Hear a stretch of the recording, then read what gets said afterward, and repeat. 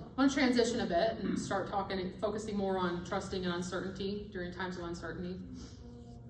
2 Corinthians 5:7 says we walk by faith, not by sight. And I'm going to take a play from something from my husband's playbook and talk about a movie. So we have 3 little girls, and because of that, we find ourselves watching a lot of Disney at our house. While I was on maternity leave, I would try to get Olivia to take a nap in the middle of the day, and I found that, at least for this time, it doesn't work anymore, but at least for that time of period, it was really effective to put her on the bed and turn on Finding Nemo and watch it with her. It kept her attention just enough that she wouldn't run away, but not so much that she wouldn't fall asleep. So we watched Finding Nemo almost every day for a couple weeks over the summer.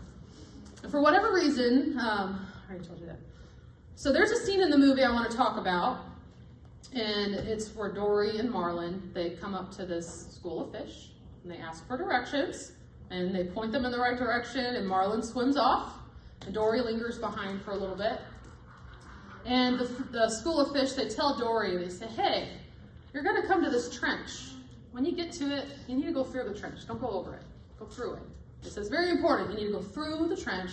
Do not go over it. Dory acknowledges the instructions, she thanks them, and she swims off and she catches up to Marlin. And she tries to relay the message, but by the time she gets to him, due to her short-term memory loss, she's already forgotten what the instructions were. Next thing you know, they're at this trench, and it's big, and it's dark, and it's scary, and it looks dangerous. And Marlin looks up, and he sees the sun shining and the clear waters above the trench, and he makes the decision that he feels is the most logical decision based off his earthly senses, and he decides to swim over it. And Dory tries to convince Marlin otherwise, because although she can't quite remember the instructions, there's something inside of her screaming that we need to go through that trench. We need to go through it, not over it. And she tries to convince him, and he ends up distracting her, and they go over the trench. And what they find is that it wasn't a nice, safe path like they thought. They actually end up in a field of jellyfish, and they're in a very life-threatening, dangerous situation.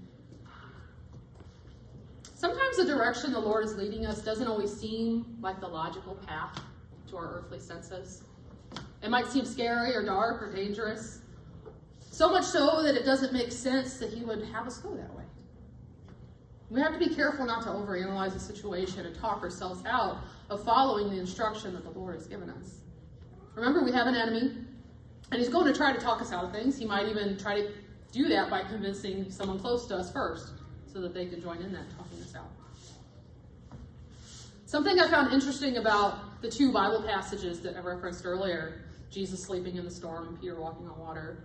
In both situations, they found themselves in the midst of bad weather, in the midst of life-threatening situations.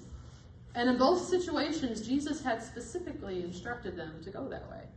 He specifically said, let us go over to the other side. Get on the boat, go on the other side. Didn't Jesus know the storm was coming? Didn't he know the trip would be dangerous, that they'd be faced with those life-threatening storms? He's God, right? God knows everything.